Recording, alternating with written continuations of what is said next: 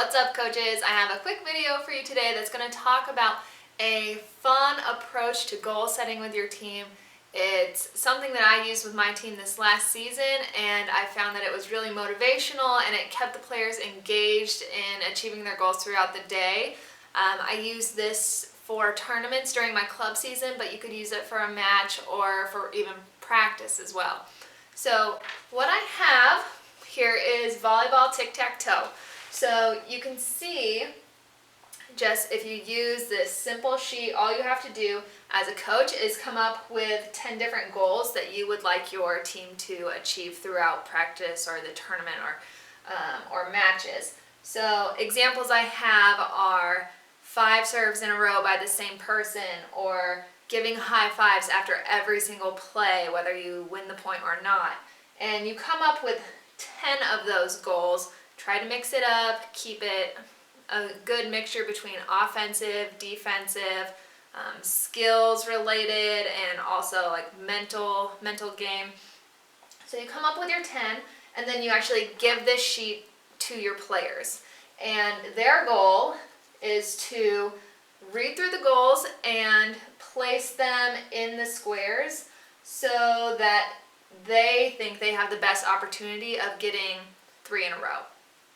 So this is actually really fun for you to watch as a coach because it'll give you a lot of insight into how your players feel about their level of play. So you can kind of gauge their confidence in different skills based on where they place things. So you can let them know that this middle square is going to contribute to the most possible options to get 3 in a row.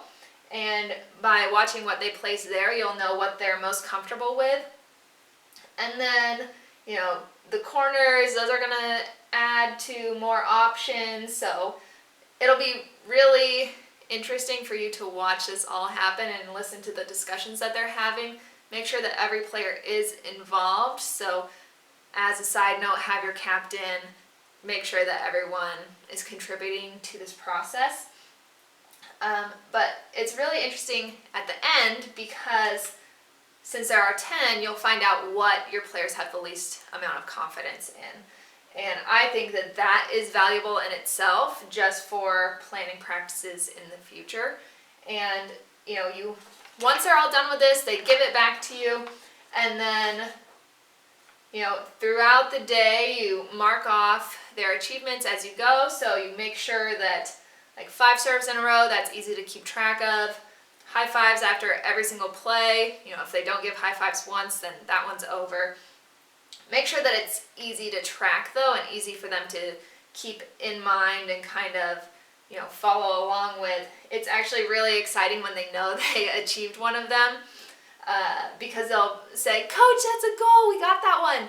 And so you'll mark it off and they'll check in with you at timeouts, and it's a really fun way, not just for all teams, but specifically for teams that are having maybe a hard time, they're not winning. So that's actually why I created this. I had a team that wasn't coming out with a lot of wins at the end of the day, but they were still improving over the course of the season. And this gave them something to shoot for, something to feel proud of, and that's why I like it a lot.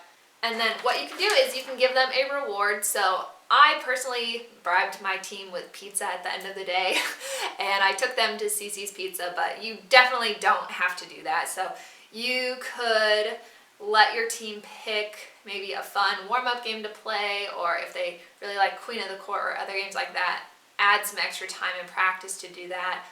You can take away, maybe if you have a difficult strength and conditioning portion of practice, you can maybe give them a break for a week. But overall, the reward should be just something fun that they're excited for. Again, it doesn't have to be pizza or ice cream or anything like that. Actually, that's probably not the healthiest reward. But I definitely encourage you to try this with your team during your next tournament or match and just see how it goes. I think you'll have a lot of fun with it, and your players will too.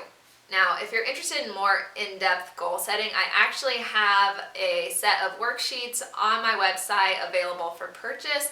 It's 4 different worksheets, and then there's also instructions included for you as the coach, and all you have to do is print them out for as many times as you need them. So you literally buy them once and you can use them for your entire program. So I have a copy of the season goals worksheet right here.